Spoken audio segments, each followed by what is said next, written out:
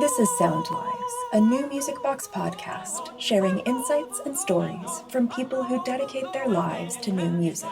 Brought to you by New Music USA, the resource for adventurous creators and listeners in the US and beyond. Welcome to SoundLives. I'm Frank J. Oteri, and you're listening to Alice Parker's arrangement of I Know the Lord, featuring soloist Pamela Warwick Smith with the musicians of Melodious Accord, conducted by Alice Parker, from the GIA recording Take Me to the Water. My guest today is Alice Parker, 96 years young, who shares with us stories from her extraordinary life in music, her wisdom about why music is so important, and how singing is a fundamental human activity.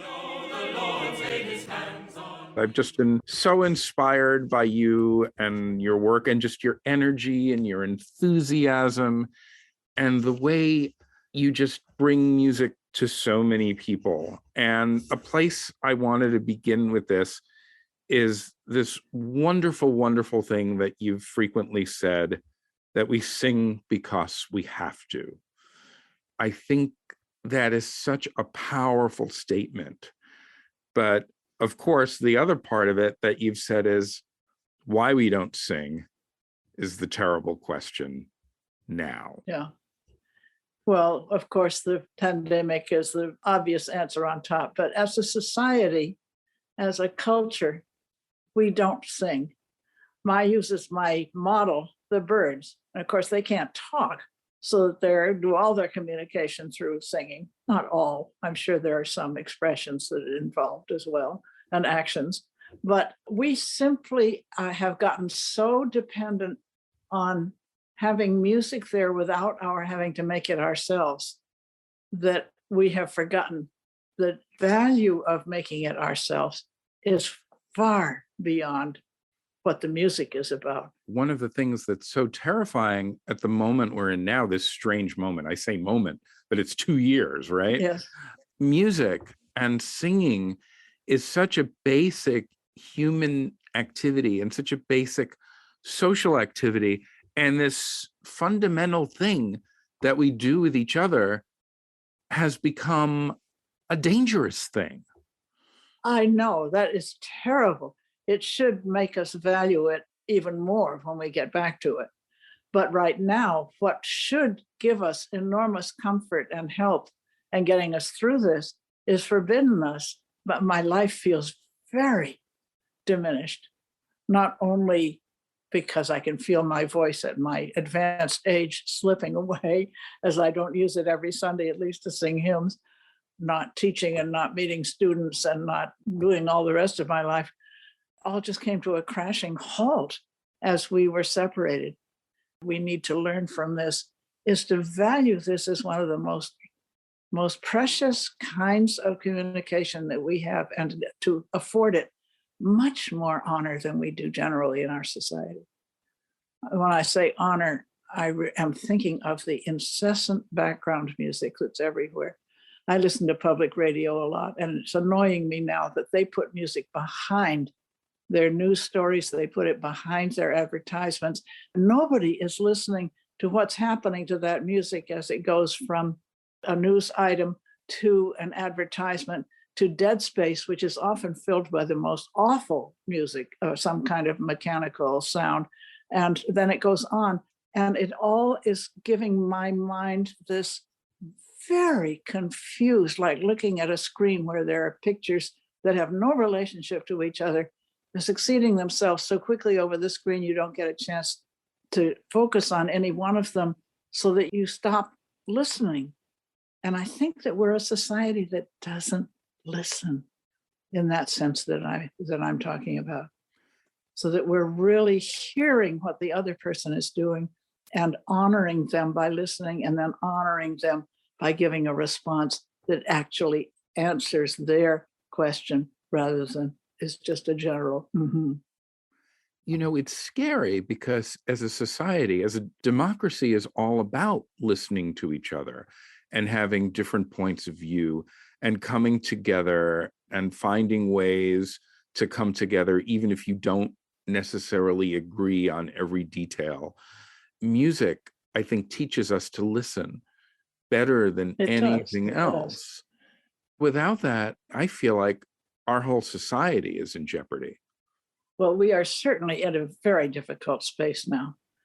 I think that one of the reasons for this that is different from any past pandemics or similar situations is that we have this boon of communication through the internet, through electronic means. And it should be a boon, but every one of nature's boons is accompanied by its opposite. And we have gone so far to the opposite of misusing it. And until we find some way of controlling it so that misinformation is not spread much more wildly than information, because it's so easy to dramatize the misinformation, and just concentrate on things which are catastrophic or deadly. You never see a news article about a neighbor who's just done a good thing for the neighborhood or has helped someone or something like that. So that all we hear is catastrophe after catastrophe after catastrophe, and misdeed after misdeed after misdeed. We're brought up on a diet totally of unlawful behavior and kind of glorifying the drama, the movie-like aspect of the police chase or the arrest or the horrible mistreatment one way or another. We have not talked about peace at all. My general prescription for the healing of society is that we establish a Department of Peace in Washington to go beside the Department of War. Peace never has a fundraiser.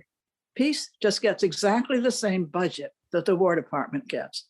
And we spend as much time and energy promoting peace as we do promoting war. We think of what the budget is that we spend on destroying each other or destroying the environment or destroying the world. It's just horrendous. And we sell this as the only way of solving our difficulties. We should be talking about music. Well, it does connect to music. I think it does, because you talk about, the news stories that you always hear the horrible story. You don't hear the wonderful thing the neighbor did. But, maybe one of the wonderful things the neighbor did is the neighbor performed music, sang in a chorus, wrote some music. Absolutely. And these are the things that don't get on the news. We never celebrate the music that's being made in that way, as if it's a news event. Yes, that's very true. And we have also managed to kind of monetize the arts so that we value in music what makes the most money. And you and I know that choral music is fairly far down on the list of what makes money. In fact, it is a drain. You're always spending money if you're involved with music making, professional or amateur, it all takes money. But you don't make money at it. You do it because you love it. And we just worship the money, some of the monetary value so much that what we really value is the commercial or the hit song or something rather like that, the pop song that just reaches millions of people right away because it is using a language that is just minute off the top of the musical language, instead of using the depths of what we know to be the world's fund of music. And I'm not really talking just about Western music, but the basic well of melody, which is folk song from all over the world, which is the way it all began and which is what it all depends on. And we've just gotten so far from that. We think that orchestral music is much more important than singing, and that any kind of popular music group or band is much more important than a church choir. We just have this value system that continually puts down the things that nourish us as a community, what music can do in that wonderful way to bring us together, to make us feel as if we are really related to the people sitting on either side of us. And when we sing something perfectly lovely together, not necessarily a B minor mass or something that needs a lot of rehearsal, but a hymn or a folk song or a children's song, when we sing it together and it really clicks and you have this marvelous feeling of brotherhood in the room, of we are all human beings We are all feeling this emotion together at the same time. And this is uniting us. We are not separate. Here's just a taste of On the Common Ground, a 2020 composition featuring Alice Parker's words as well as her music, performed by the St. Olaf Choir, conducted by Anton Armstrong. Help me, Lord, help me, Lord. Help me find the common ground. Find the common ground, yes, the common ground. Between the high and the low, between the poor and the rich, between the old and the young, between the black and the white. Help me find the common ground. Find the common ground. Yes, the common. Maybe the music that gets to be so popular and reaches millions of people, it's not only because of what the musical content is, it's because there are dollars behind promoting it. There's loads. Absolutely. There's a whole industry behind promoting it. Yes. If there was an industry behind promoting people making their own music together, if that was something that was somehow encouraged. But I think what happened, and this is what I'd like to talk to you a bit more extensively about, is I think a lot of people nowadays are ashamed of their voices. They're embarrassed to sing. So many people say, oh, I can't sing. Unless you're missing your larynx, you have vocal cords and you can sing. Exactly. But people are afraid they might be out of tune, whatever that means, or they don't have the right breath control or the right range or the right tone quality, that they're somehow inadequate because they don't sound like the thing they think is the perfect thing, which nowadays might be auto-tune. It might not even be something that's real. It's part of what I meant when I say we have denigrated singing. We have reduced it, taken it away from its beginnings. I love to go back and ponder questions like, who was the first human being that sang consciously? And did that come before speech or after? I have a feeling it's maybe before. And I think that maybe it begins with a mother and a baby, or a father and a baby. Holding that tiny little bit of new life next to your chest so that it can feel the vibrations that it has lived inside of for 9 months, that beating of the heart, that pulsing of the blood, so that you have in the voice this kind of tone of voice that people who love children and love animals we always use in speaking to animals. It's not the tone of voice we use when we're reciting the times tables or a school assignment or reading a news item. It has a love and a caring in the voice, and it's usually pretty gentle. It's not loud, and it's very, very close. And it's one person to another person. It's not standing up on a soapbox and yelling. It is the opposite. I often find as I lead a large group of people in singing that I'm telling them, calm down. I'm not asking for volume. I'm asking for mood, for quietness. And the quieter you get a large group of people singing, the more wonderful that sound becomes, the more penetrating, as if it's entering into all of your pores and your whole soul is coming out to unite with other souls. I have a picture that I thought of long ago as I think what a song does to a group of people. I just remember in physics class in high school when the teacher showed us iron filings on a plate and then brought a magnet near them, and the iron filings were all over, just messed up. And the magnet came near and they all went zoop right together. That's what the song does. It puts us all pointing in the same direction at the same time so that we're feeling the same emotion at the same time. And those folk songs plumb every possible emotion. It's just miraculous what it does. And we don't use that at all. We use music as propaganda, or we do the pumping up kind of a march or a big pop song or protest song or something rather like that. the opposite of the mother with baby kind of picture. But how do we get people to get over their inhibitions, their embarrassment, their feeling that they're I inadequate find singing? vocalism in the sense of voice lessons and reaching some ideal about singing. I leave that aside when I meet with a group, and it's often a school group or a church group that they may have done some singing together, but nobody has come and talked about the song and what the song is coming from. What's the mood of this song? Who is singing? What are they trying to communicate through the music? Not necessarily the words, though they can be helpful, but what is the music itself trying to do? Is it saying run, jump, skip, laugh, cry, love, hate? It can say all of those things. We have to listen for that. And then we have to listen to each other.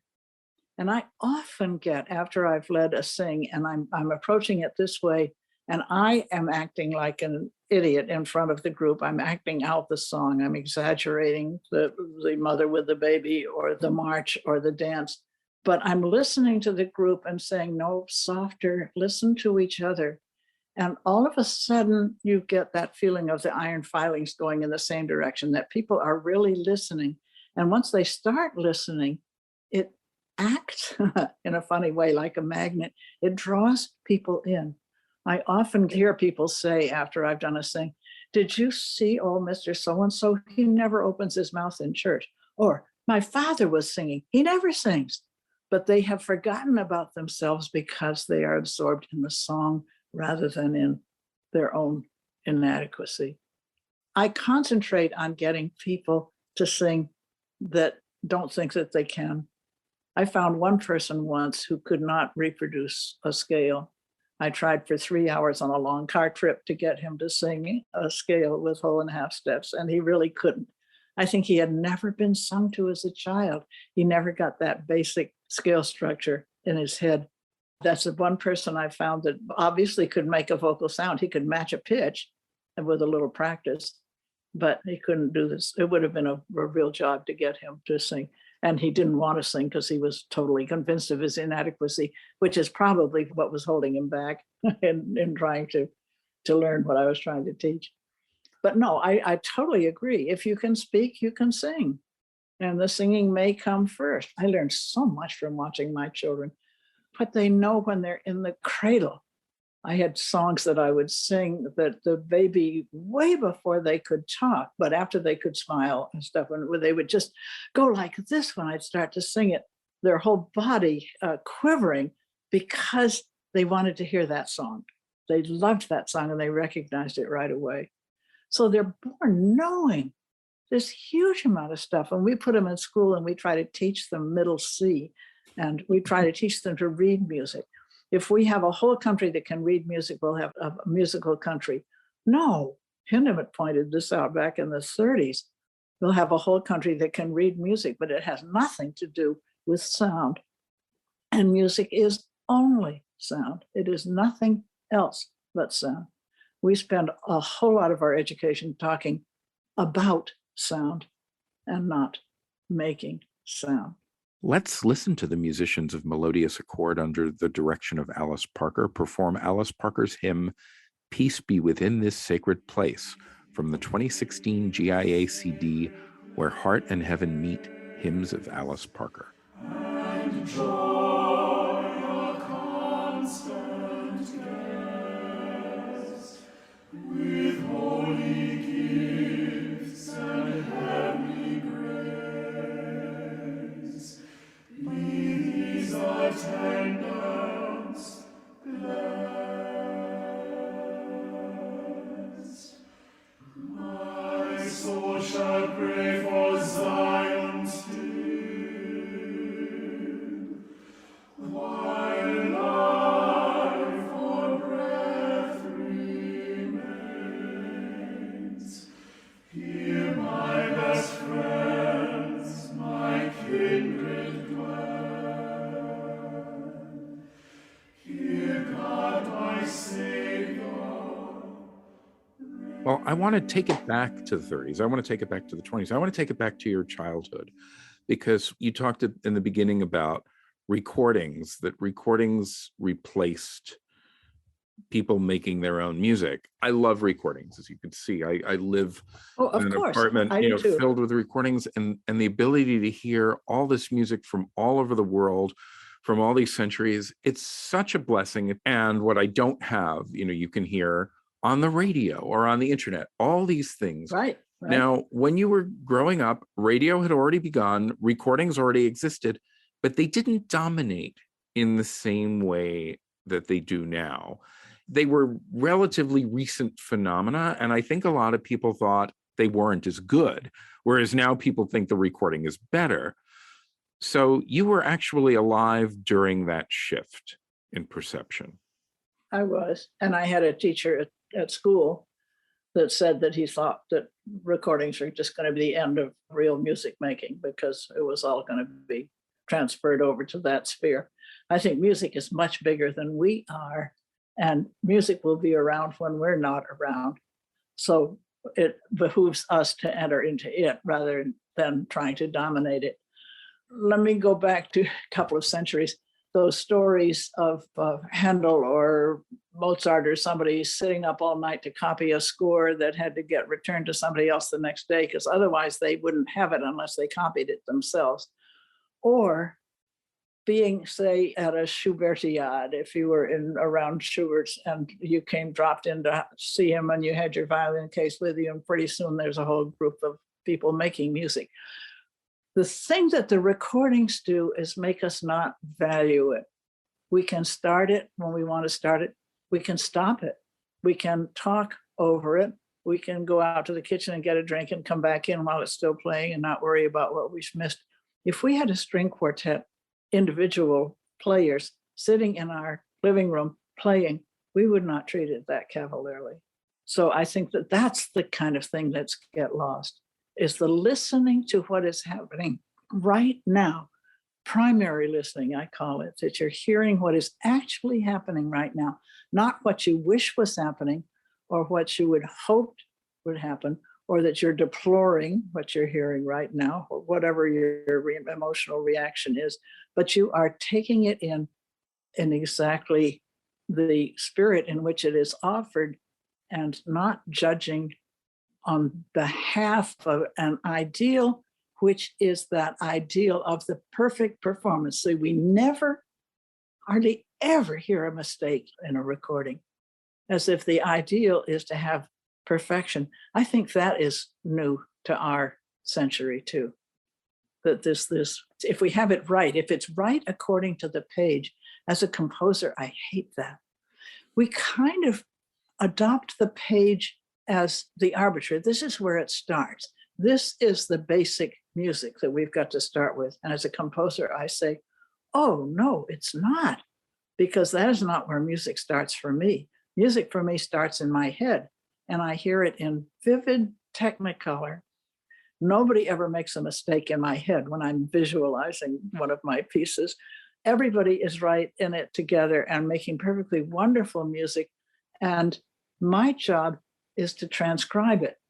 And when I am writing it down, all the time when I'm writing, I think, oh, heck, there's no way that that quarter note can convey what I hear in my head, because there's so much more behind it than the little quarter note. So it's as if I'm hearing in technicolor, and what I'm trying to, when I get a page done, it's as if I've reduced it to a sandbox or something or other like that. I don't know what it would be, that I've taken all the life out of it.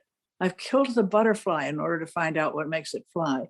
And I can put it together again and put it up on the board and pin it in shape, but it's not living. It's that living sound that I want. So I gather students, what I've been doing the last 30 years is my fellows, so I gather groups of 8 or less, and sometimes it's as small as 2 or 3 around my table. And we never go to the piano. We never turn on a machine. We make ourselves all the music.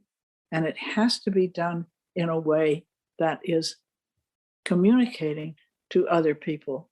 It has nothing to do with correctness to the page or keeping a steady beat or even tuning in the sense that a piano tuning rather than a violin tuning or something like that. The voice is endlessly adaptable. A good blues singer, for instance, is using all that space between the notes. And it is so expressive. And it is so, the opposite is like a cartoon kind of simplicity that, oh, well, the music, if we have it matched what's on the page, then we can't ever have imitation because people will get mixed up if they hear different words at the same time. Phooey, we hear different words at the same time all of our lives. I don't know, I'm off on one of my rants again. I love it. Get me started. I totally love it. It's wonderful. Yeah. But I wonder, with you saying all that, getting back to your beginnings, what was your earliest exposure to music? What did you first hear? How did you hear it? It had to have been live music, not recorded or not radio, I would think. Yeah. What I heard first was singing at home. Neither of my parents were musicians. Both were very active church music people. They knew lots and lots of hymns. They knew lots and lots of folk songs. But I was started off in a family where we sang all the time. We always sang before we went to bed. We sang around the table at meals. There were 3 ministers in the family, and there were always particular hymns that I love to this day that I associate with the whole family being together. So it's what I call a basic mattress in my musical mind of impromptu singing, occasional singing because we're together. And finding that also in school and also in church. My classroom teachers sang with us all the way through primary school. We didn't have a music specialist coming in.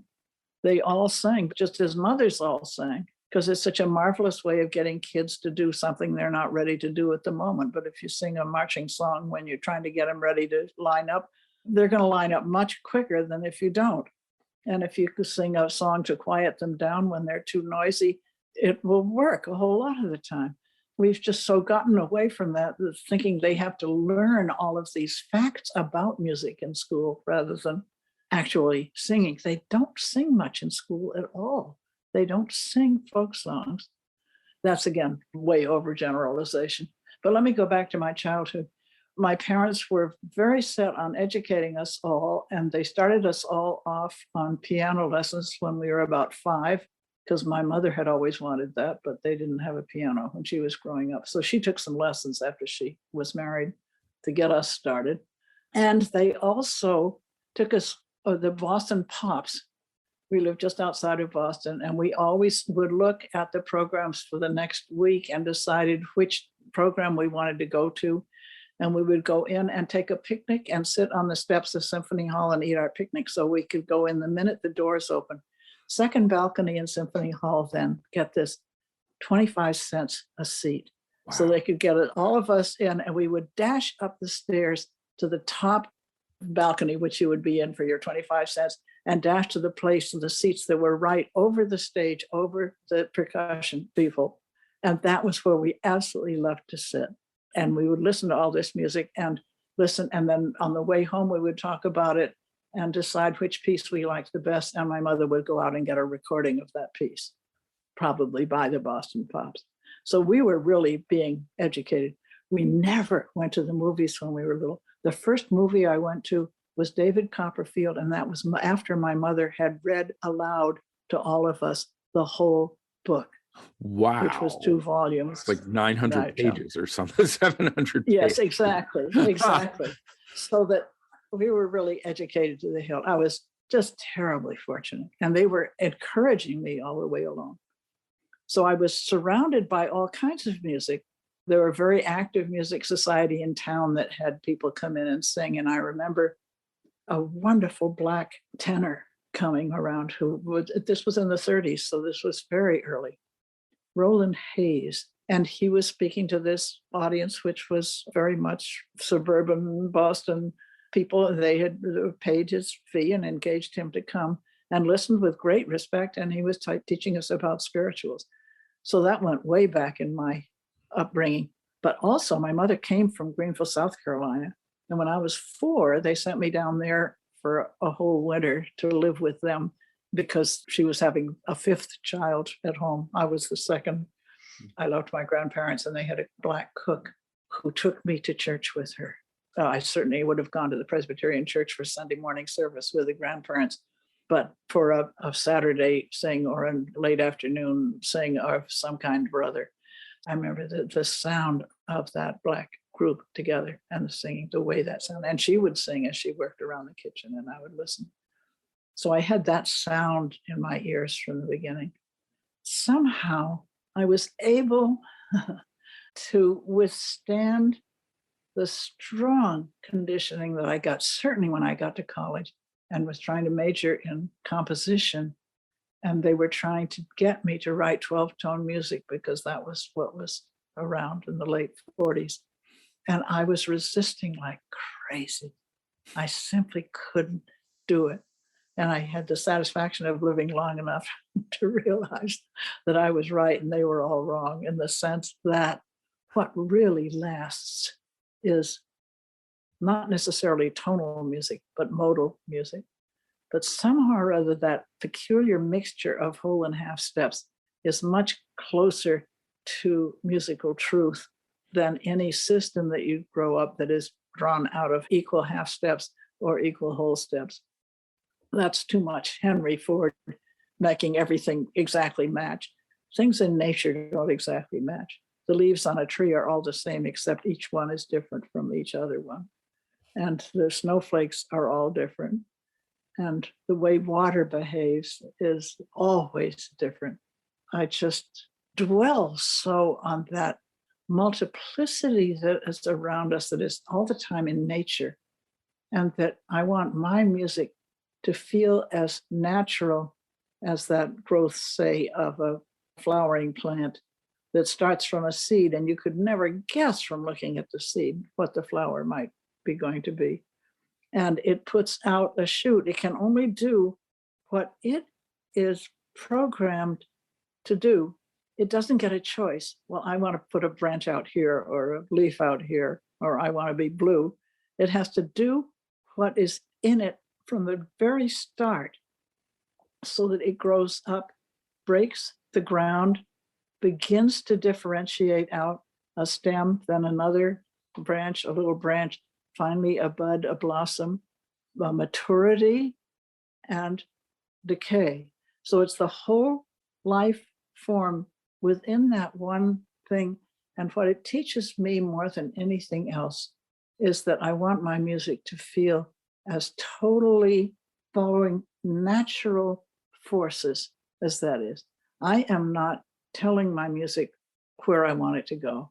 I'm listening for where it wants to go. So like trying to control water, I have a little mountain stream right across the road from my house that I hear all the time. How it goes into quiet pools and stays very still. And then when the winter comes and it begins to freeze over, and then it gets snowed over, and then it makes holes in the snow underneath, you hear it underneath and see it covered. It's just an incredible thing that's always there, and it's always moving. I want my music to move as naturally as that I'm not pushing it somewhere. I'm not making it go somewhere it doesn't naturally want to go. So I'm listening in that sense. I'm listening down into the heart of where that music is. And I think that the great music that we all love and out of the Western canon, we love it because it does exactly that. Those composers have been able to master this sense of allowing the music to go where it wants to go. Before, when you were describing composing music, I loved how you described it as transcribing sounds that you were hearing in your head. That it wasn't like you were creating these sounds, but those sounds were there and you were trying to somehow capture them. When did you start composing music? How young were you? I was 8. Does that first piece survive? I doubt it. But I was playing the piano and I learned how to write it down. My piano teacher couldn't help me write it down. Here she was, a nice, educated college graduate woman. Nobody had ever come to her and said, help me write something down. But she knew where to send me to somebody. So I had about 4 lessons with this other woman. And that was all it took. I was always making up songs when I was little. And so did my kids. They were all making up songs. They were changing the songs that they knew, the children's songs, the learning songs, alphabet songs, and things like that, and shrieks of laughter as they would do inappropriate change to something or other. The child's aspect towards the materials of music, I think, are exactly the same as their aspect towards, say, an easel set up with red, yellow, orange, green paint in front of it with a brush in each color. And they don't look in front of the page and think, well, what am I supposed to do the way a grown-up will? They just reach in and pick up a box and make color on the screen. I just love the story of the child who had done a really lovely painting of a row of flowers, and the teacher just loved it and said, I'm so pleased with that. And then she went around the room with other people and she came back and the child had totally covered it with muddy gray thing. And she said, what did you do? And she said, well, they're all underground. They're just waiting to come up. I just thought that was so wise. Isn't that marvelous? Wow. But you hate to think of the pretty picture being muddied up, but the child is thinking the right way. That's the way their minds work. The ability to compose is not a huge, unusual gift. I think everybody would if they were encouraged to. And I was encouraged to right from the beginning. Well, that's so wonderful to hear. You know, the reason I bring this up is the other day I was listening to the solo piano music of Clara Schumann, which is a very tragic story because she wrote this wonderful music when she was a teenager. And then there's a note from one of her diaries saying, I thought I could do this thing that men do and women don't do, but I guess I really can't. I thought I would be the one who could do it. And she stopped writing music, and the music she wrote was extraordinary, but she was discouraged from doing it because there was this idea that if you were a woman, you didn't write music, you raised the children, you'd helped your husband. That's exactly right. Why weren't there women composers? Well, the husband was lord and master of the house. And if you had a baby every year, you had no time to do anything like sit down and write music. And also you're physically exhausted. Those women often died early 30s, late 20s. They didn't live long enough to do that. Clara was absolutely marvelous. And so was Fanny Mendelssohn, the same kind of story, with the parents realizing the ability, but unable to get free of the societal thing that said that women can't do this. There is absolutely no difference between brain tissue from a male and a female. That's just my feeling about race. It's absolutely close your eyes, and can you tell whether it's a Black person or a white person? Otherwise, from the language, you can't. It said color has nothing to do with it.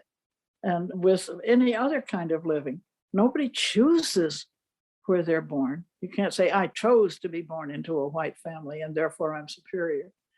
You aren't. You're like that little plant. You come up where you are, and what you can do is, of course, enormously influenced by your surroundings. If your parents say right away, well, you can't do that, girls can't do that, you pretty much take them for granted, or else you're a terrible rebel and you risk the ire of your society all around you. You were able to create without being a terrible rebel, as it were. You were encouraged to create, which is very unusual at that time. Yes. My mother was a businesswoman. She set up her own corporation after she was married and ran it. And my father was a businessman, but they were very enlightened. They brought up 5 children. None of us went into any profession where we made any money. That was the main trouble with that kind of child rearing. They were able to make enough themselves to give us a perfectly marvelous upbringing. I so value that. And talking about combating the prejudices, the expectations of what people think. For years, you worked with the Robert Shaw Chorale as an arranger. And the extraordinary thing about that chorale is it was an integrated chorus. There were white and Black singers. Right. That chorus challenged the terrible discriminatory behaviors of that era. There were all these restrictions on where you could perform.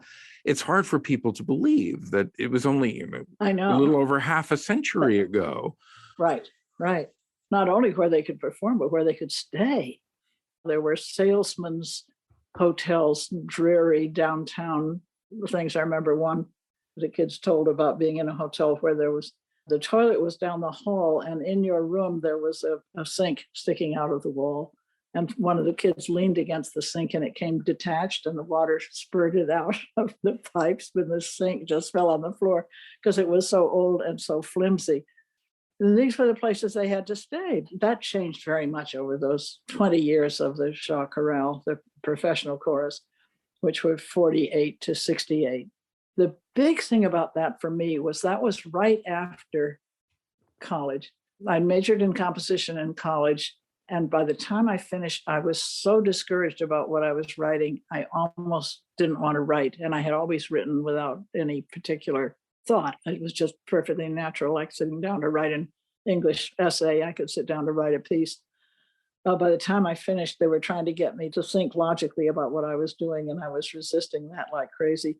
And I realized if I went on, as I had planned to do for graduate work in composition, I would be miserable. So I had to change my major, and what could I do? And I decided on choral conducting because I had my own octet in college that we sang madrigals and all kind of other things, and that I wrote arrangements for and some original pieces for. I'd always loved the choral music. Shaw was just beginning to be known, and I had a chance to work with him at Juilliard.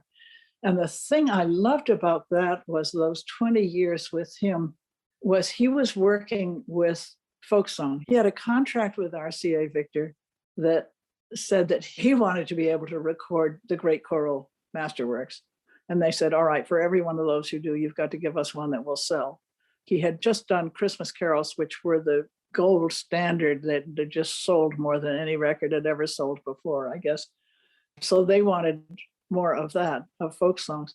We were restricted to music that there was no copyright limitation on. It wasn't to be accompanied because players cost more than singers. It was a whole album at a time.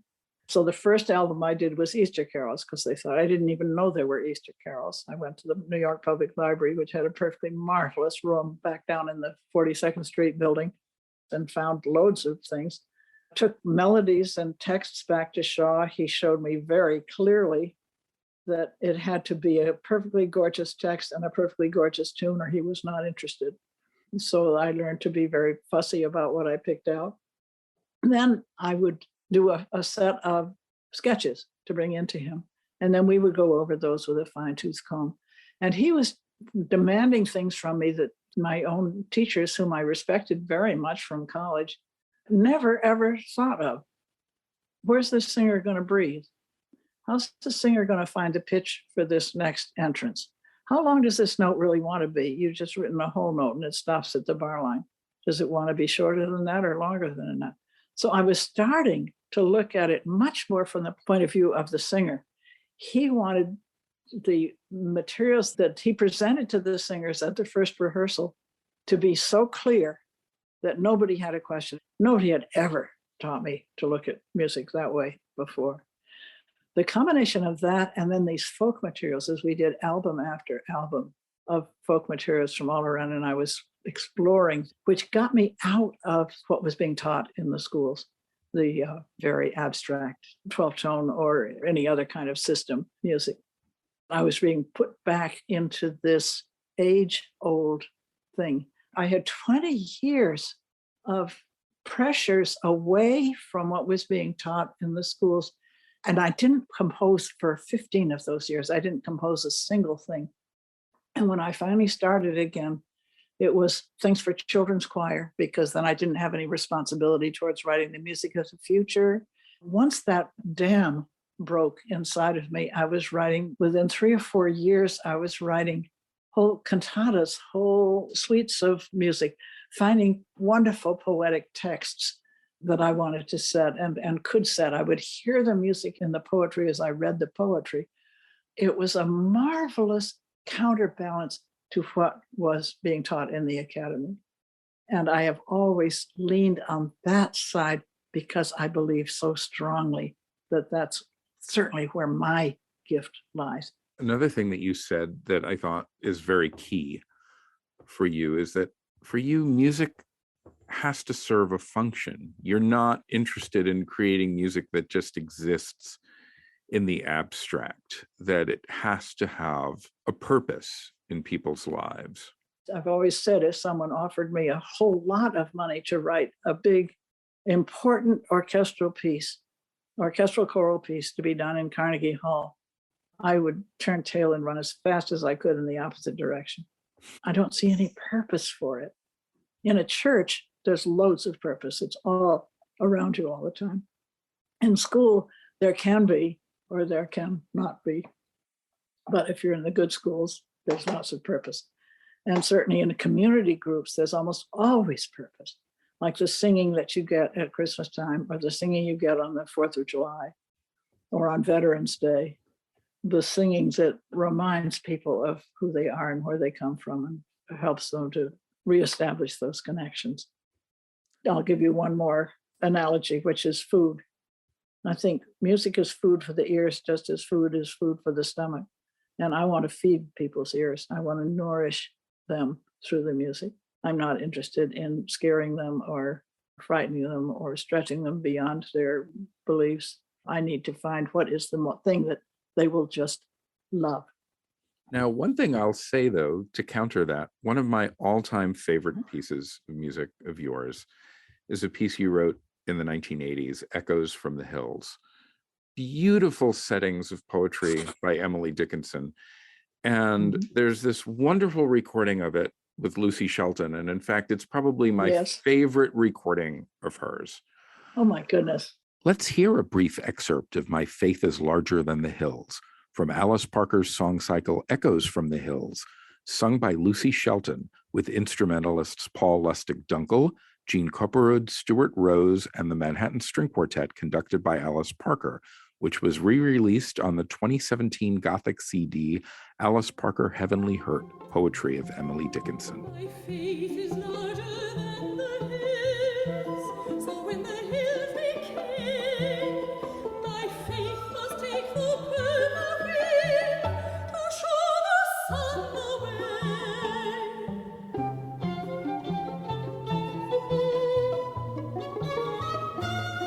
Taste first, taste steps upon the vale, and then upon the hill, and then abroad the beauty gone, to crown his golden rim.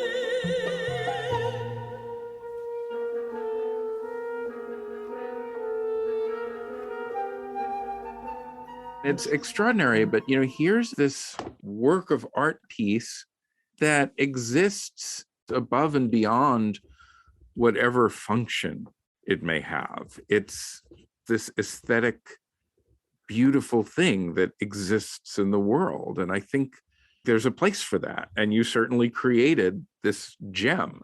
But that was a commission from our little concert series up here, the Mohawk Trail Concerts, in my little church in Charlemont that I attend, and a summer series of 6 concerts over 2 months. That was chamber music, started by a violinist because they were people that loved to play together there. They asked for this for the 10th anniversary of the group. And Lucy had sung with us before. Lucy was a family friend. And I loved Dickinson, and they needed a piece for a concert. So it wasn't just nothing. And I loved the Dickinson. And as I read the Dickinson poems, I could hear all this music around them. I've written so many pieces like that are a suite, and then putting them in order. All those 20 years with Shaw, I was writing 3-minute pieces. And I discovered writing a longer piece, I was no good at writing a 7 or 8 minute piece. I made a 9-minute piece by stringing together 3-minute pieces. And then you had something like an opener, a middle, and a close. You had something that would draw people in. Then you had a song movement, a slow movement, or something like that. And then you had a presto or a jig or something at the end. So there's working with very, very simple natural forms. And I find again that natural forms are so simple that they can contain endless variety within them. And if you try to start with endless variety, which as I look back on the academic teaching, they're trying to write 12-tone music, they're trying to get me to write the leaves on the tree without having any idea of what the tree was, instead of starting with the seed and the trunk and the branches and the leaves. Every piece of yours I've ever heard is a vocal piece. Are there any instrumental work? Yes, I wrote all the music for my college graduation, the marches and things like that. I have a couple of pieces, but they never were published. I never submitted them anywhere because I didn't have room for that. And I've written a couple of string quartets, again, for string quartet friends, but I never spent enough time at it to get totally familiar with it. I've written 4 operas, and all of them have voices and instruments, but in each case, it is 11 to 13 instruments. It's not a whole orchestra because of the balance problems. I never got familiar enough with the orchestra. I never lived with an orchestra the way that I lived with the Robert Shaw Chorale. Even though you were up in the balcony for those performances of the Boston Pop. Oh, well, for those, I loved them, but it was so much easier and so much more gratifying to do the chamber music. The piece that came out with the same recording as the Echoes in the Hills is called Songs for Eve. Yes. And it's poems of Archibald MacLeish. And that, I think, is the best piece that I've ever written. And that was way back in the 80s. But that just came out right. 70 minutes for vocal quartet and string quartet. And the basic assumption is that everybody is an equal musician and everybody gets their chance to shine in this piece, which has 26 short movements within it. There will be one piece for baritone and cello, and another piece for a trio of voices and a trio of instruments, and every now and then the whole group together, so that it keeps shifting around. That was just so much fun to do. You're still writing music, yes? Well, no, I've had to stop. My eyes are so bad now. The music paper is just terrible. The lines go every direction. And when I try to put a note down, it lends at least a step and a line and a space away and a half inch to the right of where I want it to go. And then writing at the computer, again, the same thing that I have just looking at the email now. I'm looking at my iPad now and seeing your face. I can see your face well enough, but it's still blurry. And when I try to look at any of the instructions around the edges of the machine, they are so tiny. Even with a magnifying glass that I wear around my neck, I still can't read them. Numbers are almost impossible for me. So, and this is getting much worse all the time. So I'm faced with not being able to read. And I realize I've read all my life, all kinds of books, but I'm now living on Audible books, which I thoroughly enjoy. And also, I can still write at the computer. I can go like 60 as I always could, but I have to be terribly careful that my hands are in the right place, or I do a whole page of gobbledygook, or a sentence of gobbledygook, or something or other where my hand has landed on the wrong part of the keyboard.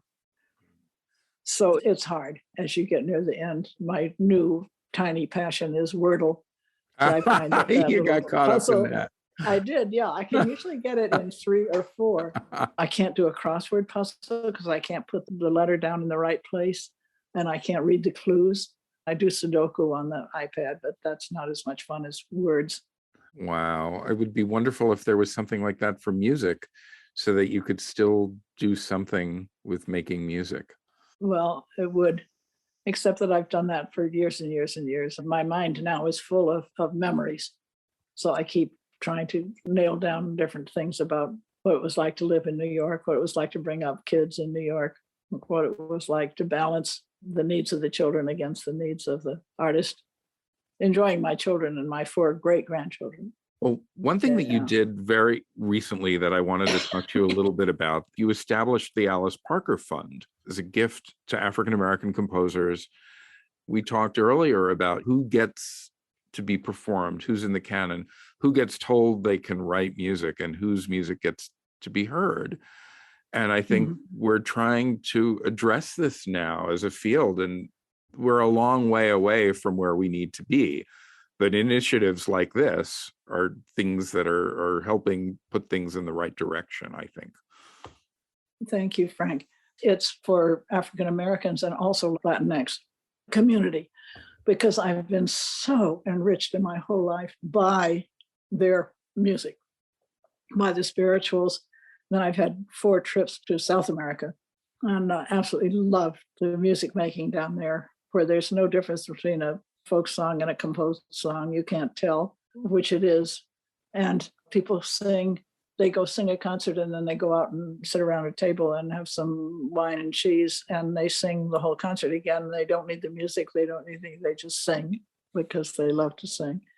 Brazilian folk song music that just absolutely defies notation. It is just like the dance, it slithers. But then the spirituals, the basic materials are so solid. They've been pulled out of human experience. They weren't written as amusement. Somebody called me an entertainer once. I said, I am not an entertainer. Music isn't an entertainment art for me. So a final question for you then, and you alluded to this earlier. You said, we all have the ability not just to sing, but to actually compose music. What can we do, those of us who are deeply involved in music, who've made music the focus of our lives, what can we do to make more people all around us aware that this is something that could be a bigger part of their lives as well? The world would be a better place. I really believe that. I go right back to what I do, to leading these things, getting a group of people together, whether it's a church congregation or a community group or a group that's pulled together for a specific occasion, like after one of our warlike adventures, when we just are suddenly find ourselves in a war and everybody finds themselves in church wanting to sing to kind of console themselves for being in this ridiculous situation. So we get together and sing. We've got to leave the electronics behind. I've refused to do a lot of teaching over the web. I want the small group of people right around me at the table, and we communicate by singing, not with music before us. We use it to refer to afterwards, exploring what melody is, exploring what actually goes on as we sing, as we learn a melody from one another just by ear, or as we explore a melody that we know. And I say, harmonize any way you feel like it. If people are all listening and deeply into the way that they are singing the melody itself, it's amazing the wonderful things that we improvise, and then they're gone. It's like those Indian sand paintings. You rub them out after you've arranged them. They're not meant to last. They are meant to be explorations into sound at that moment.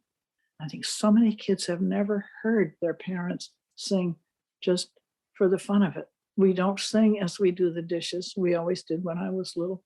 We don't sing as we do chores because there's always some background music on, and nobody's really listening to it. But I think the way to get people back into it is just simply to get a room full of people singing, or a family.